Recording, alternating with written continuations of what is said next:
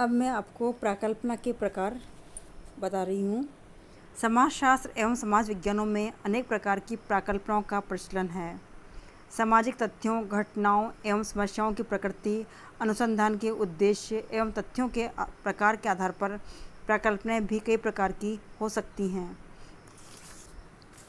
गुडे तथा हार्ट ने निम्नलिखित 3 प्रकार की प्राकल्पनाओं का उल्लेख किया है।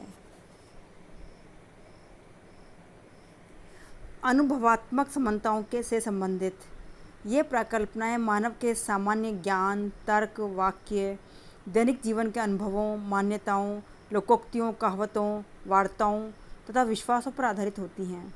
उदाहरण के लिए सामान्य ऐसी कहावतें प्रचलित हैं कि गंजा व्यक्ति धनवान होता है, पशुओं में सियार, पक्षियों में कौवा, मनुष्यों में नाई तथा स्त्रियों में मालिनी चतुर होती हैं। ऐसी प्राकल्पनाओं में समान तथ्यों की जांच करना ही अध्ययन का मुख्य बिंदु होता है। जटिल आदर्श प्रारूपों से संबंधित इस प्रकार की प्राकल्पनाओं में प्राय एक सामान्य तथ्य अथवा निष्कर्ष को पूर्वाधार मानकर अन्य तथ्यों की तर्कपूर्ण रूप से परीक्षा की जाती है। ऐसी प्राकल्पनाएं अल्पसंख्यक समूहों तथा परिस्थितियों की दशाओं से संबंधित होती हैं। दुर्खिम ने अपनी प्रसिद्ध कृति आत्महत्या में निम्नलिखित संबंधात्मक प्राकल्पनाओं को विकसित किया था। गांवों की अपेक्षा नगरों में आत्महत्या की दर अधिक पाई जाती है। स्त्रियों की अपेक्षा पुरुष अधिक आत्महत्या करते हैं। विश्लेषणात्मक चरों से संबंधित कुछ प्राकल्पनाएं विश्लेषणात्मक चरों से संबंधित होती हैं। कोई भी सामाजिक घटना अनेक कारकों का परिणाम होती हैं, फिर भी इनमें से कोई एक कारक ही प्रमुख कारक होता है, अन्य कारक सहायक कारक होते हैं।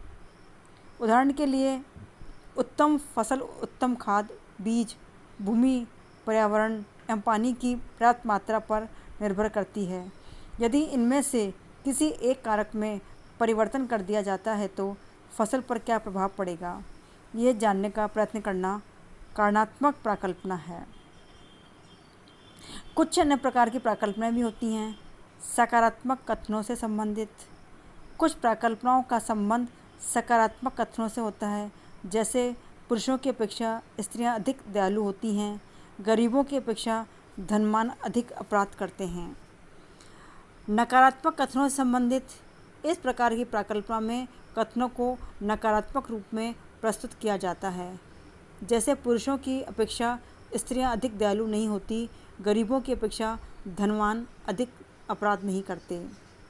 शून्य कथनों से संबंधित इस प्रकार की प्राकल्पना में सकारात्मक और नकारात्मक दोनों संभावनाओं को व्यक्त किया जाता है और परीक्षण हेतु द्वारा उन्हें स्वीकार या अस्वीकार किया जाता है।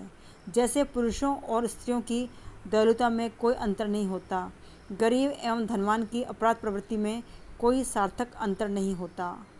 काम चलाऊ प्राकल्पना काम चलाऊ प्राकल्पना किसी भी अध्ययन को प्रारंभ करने का एक प्रारंभिक विचार होता है। जो अध्ययनकर्ता को अनुभव होता जाता है वह उसमें परिवर्तन एवं संशोधन करता जाता है।